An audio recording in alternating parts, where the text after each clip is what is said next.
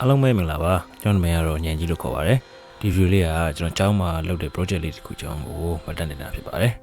အားလုံးပဲစုံလိုက်ကြည့်ပေးကြပါဦးအခုတက်နေတဲ့အတိုင်းကတော့ woodworking လို့ခေါ်တယ်သူကသားတွေကိုသုံးပြီးတော့ pre-worker တွေသုံးဆောင်ပစ္စည်းကိုတိစောက်ရတာပေါ့နော်ကျွန်တော်ကဝါသနာပါတာနဲ့ဒီစပစ္စည်းကိုဘယ်လိုသုံးမလဲသိချင်လို့တော်တော်ပြခဲ့ပါတယ်ဒါတော့ woodworking ကစာသင်တဲ့ဆောင်ပေါ့နော်အဲ့မှာအတန်းကတော့6ခန်းလောက်ပဲရှိပြီးတော့ဒီနေ့နေရာကတော့လက်တွေ့လောက်ကရနေရပြီပေါ့နော်ဒါကတော့ကျွန်တော်တို့ရဲ့စာသင်ခန်းပေါ့အတန်းရောက်တဲ့ဆရာကျွန်တော်တို့ဒီနေ့လောက်ကမဲ့ project နဲ့တောင်းမဲ့ဆက်တွေအကြောင်းကိုသူရင်ရှင်းပြပါတယ်အားပြီးသွားရင်တော့ကျွန်တော်တို့ကိုယ်တိုင်လက်တွေ့လုပ်လို့ရပါပြီဒီတစ်ခေါက်လုပ်ရမယ့် project ကတော့ cutting board ပဲဖြစ်ပါတယ် project တစ်ခုစလုပ်ဖို့အတွက်အရင်ဆုံးသက်သားကိုရွေးရပါတယ်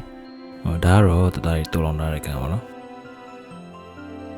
အတန်းထဲမှာတုံးဖို့အတွက်တသားတော်တော်များကိုဒီကြောင်းပဲရောင်းဝေပါတယ်ကျွန်တော်ကအခုလုပ်မဲ့ project အတွက်စဖီလီဆိုတဲ့တသားကိုရေးထားပါတယ်ကျွန်တော်အခုတသားရေးပြီဆိုတော့ကိုလိုချင်တဲ့အလျောက်တိုင်းပြီးတော့ဖြတ်လိုက်ပါတယ်ကျွန်တော်ကတော့ cutting board ကို2ပေလောက်ထားမယ်လို့စိတ်ကူတာလို့အဲ့တိုင်းအလျောက်တိုင်းဖြတ်လိုက်ပါတယ်ပြီးရင်တော့မျက်နှာတစ်ဖက်ကို jointer နဲ့ချောတက်လိုက်ပါတယ်အခုလုပ်မဲ့ project က cutting board ဖြစ်တဲ့အတွက်မျက်နှာပြင်ကအချိုးနေဖို့လိုတယ်ပေါ့နော်ပြီးရင်တော့နောက်တစ်ဖက်ကိုဒီ planer နဲ့အချောတက်ပါတယ်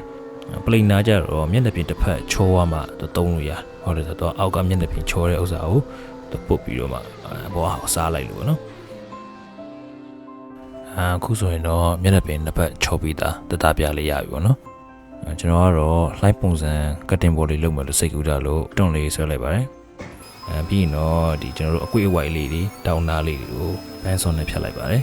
ကျွန်တော်ဆရာကိုမိကြည့်တဲ့အချိန်မှာ beginner woodworker တွေအတွက်လိုအပ်ဆုံးပစ္စည်းကဘာဖြစ်မလဲဆိုတော့သူကဒီဘန်းဆော့ကိုဝယ်ဖို့အကြံပေးပါတယ်ပြီးရင်တော့မကြီးတဲ့တောင်းနာလေးတွေကိုကျွန်တော်တို့ချောတက်လိုက်တယ်ပေါ့နော်အခုဆိုရင်တော့ဒီလိုနေထားလေးရနေပါပြီ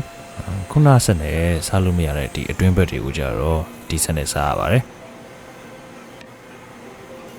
သူကအပေါက်တစ်ပေါက်အနည်းဆုံးပါရမယ်ဆိုလို့ဒီ trip press ကိုသုံးပြီးတော့ဖောက်ပါတယ်ကျွန်တော်လက်ကင်ဖောက်မယ်လို့စိတ်ကူးရပေမဲ့အတန်းထဲမှာမတင်ရသေးဘူးဆိုတော့အပေါက်နှစ်ပေါက်ပဲဖောက်ထားလိုက်တယ်နောက်မှအဲ့အပေါက်နှစ်ပေါက်ကိုပြန်ဆက်ရမှာလေးလုံးဖြစ်နေတဲ့အနားလေးကို router သုံးပြီးတော့ဖြတ်လိုက်ပါတယ်ဒီအတွင်းဘက်အနားလေးလည်းပါတာပေါ့ပြီးရင်တော့ကျွန်တော်ရဲ့ sanding process ကြီးစပါတယ်အရင်ဆုံး surface တွေတော်တော်များကိုဆက်နဲ့စားလိုက်ပါတယ်sand လုပ်တဲ့အချိန်မှာလည်း120 degree ကနေ350 degree ကိုအစဉ်စဉ်စားဖို့ပြောတာပါတယ်ဒါတော့အခန်းထဲမှာကို project နဲ့ကိုအလုပ်လုပ်နေကြတာပါဆက်နဲ့ထောင်းနေအပေါက်တွေကိုစားလို့မရဘူးဆိုတော့ကျွန်တော်လက်နဲ့ဆက်စားရပါတယ်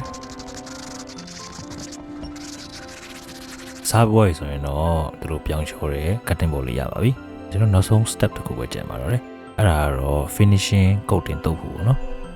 အဲ့အတွက်ကျွန်တော်အနည်းဆုံး Home Depot မှာရှိတဲ့ဒီ cutting board oil ကိုသုံးတာပါတယ်သူက food safe ဖြစ်လို့ cutting board တို့ဒီအစားအသောက်နဲ့ထိတွေ့တဲ့အရာတွေမှာသုံးလို့ပိုကောင်းတယ်ပေါ့